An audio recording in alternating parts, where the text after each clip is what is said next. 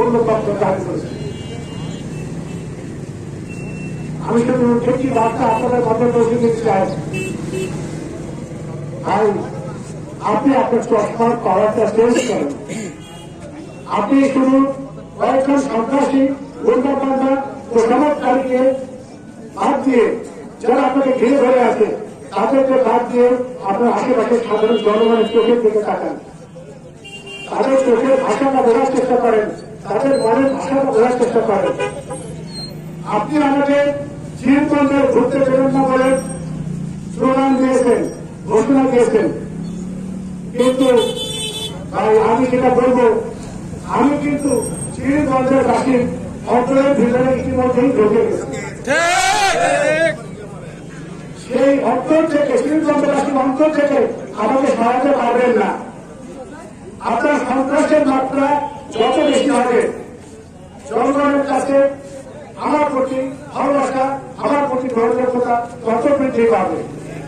কাজেই নিজেকে শোধান, নিজেকে পরিবর্তন করুন, গণতন্ত্রের চর্চা করুন, যার জন্য আমরা হাজার হাজার প্রাণ দিয়েছি।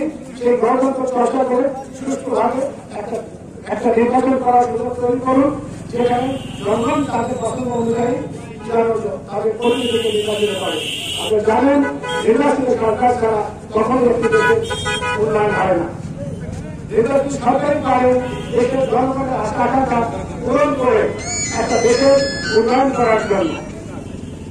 কখনোই একটি অনির্বাচিত সরকার জনগণের মনের ভাষা করতে পারে না। এটা অতীতে আমরা অনেকবার দেখেছি, আমাদের কাছে আমরা প্রমাণও পেয়েছি।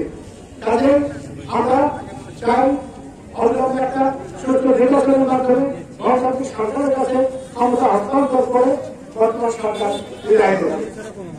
গণতান্ত্রিক সরকার যদি আসে তারা জানবে আমাদের জনগণের জন্য কোন ধরনের সংস্কার ভালো এবং কোন সংস্কারটি খারাপ। ইতিমধ্যেই আমাদের ভবিষ্যতে রাষ্ট্রের নেতা তারেক জিয়া ৩১ দফা কর্মসূচি ঘোষণা করেছেন। এই নির্দেশে আমরা বিভিন্ন জায়গায় ছড়িয়ে দেওয়ার চেষ্টা করেছি। ভবিষ্যতে রাষ্ট্র কাঠামো কেমন হবে, ভবিষ্যতে সরকার কেমন হবে, জনগণের কাছে বিএনপির কমিটমেন্ট কি, এ বিষয়ে পরিষ্কার দিক নির্দেশনা এবং ধারণা দেওয়া হয়েছে। আপনারা যারা এই নির্দেশ পেয়েছেন দয়া করে পড়ে যাচ্ছেন, আপনি জানবেন বিএনপি ভবিষ্যৎ কর্মসূচি কি। এবং আপনাদের মাধ্যমে আমরা এরকম অনুরোধ জানাই যেন প্রত্যেকটা কনস্টিটুয়েন্সি সেই সাথে আমাদের খাসা এবং চিরতন্ত্রে যেন সুস্থ গণতন্ত্রের চর্চাকে এভাবে আহত করা হলো, ব্যাপকভাবে মারধর করা হলো, তার ২০,০০০ টাকা সেন্টার করা হলো, তার মোবাইল সেন্টার করা হলো। আমি যদি আমার এই সামান্য সমালোচনা করতে করতে না পারি, তাহলে আমি জনগণের কাজও করতে করতে কেমন করি? জনগণ আপনি যখন ক্ষমতায় যাবেন, জনগণ তো আপনার কাছে হর হামেশ যাবে, দিনে ৩বার যাবে, রাত ২টায় টেলিফোন করবে, ৩টায় টেলিফোন করবে, তাদের সমস্যার কথা বলবেন।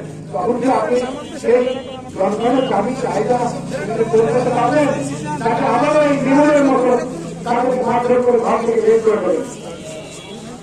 আমি এই প্রশ্ন আপনাদের মাধ্যমে যারা এই ধরনের কর্মকাণ্ড পরিচালনা করছেন তাদের কাছে আমি রাখলাম। গণতন্ত্রের চর্চা ভিন্ন, দেশের কখনো উন্নয়ন হয় না। আমরা সেই চর্চা করতে চাই। সেই সাথে আমি আপনাদের এইটুকু দৃষ্টান্ত দিতে চাই, বিএনপি সকল ধরনের চাঁদাবাজের থেকে উঠল। যারা সামান্যতম চাঁদাবাজির সঙ্গে সন্ত্রাসের সঙ্গে লিঙ্ক রাখবে তাদেরকে আমরা পরিহার করব, তারা আমাদের কাছে বদ্ধ। ইতিমধ্যে আমরা দেখেছেন আমাদের বিভিন্ন জায়গায় অনেক নেতা কর্মীকে বহিষ্কার করছে, শুধুমাত্র এই ধরনের সংস্কৃতি থাকার জন্য। আগে একটি সন্ত্রাস মুক্ত, চাঁদাবাজ মুক্ত রাষ্ট্র গঠনের জন্য, সরকার গঠনের জন্য আমাদের প্রয়োজন সুন্দর নির্বাচন। সেই সাথে আমাদের আরো একজন প্রতিনিধি নির্বাচন করা যারা সরকার তাদের বিপক্ষে থাকবে।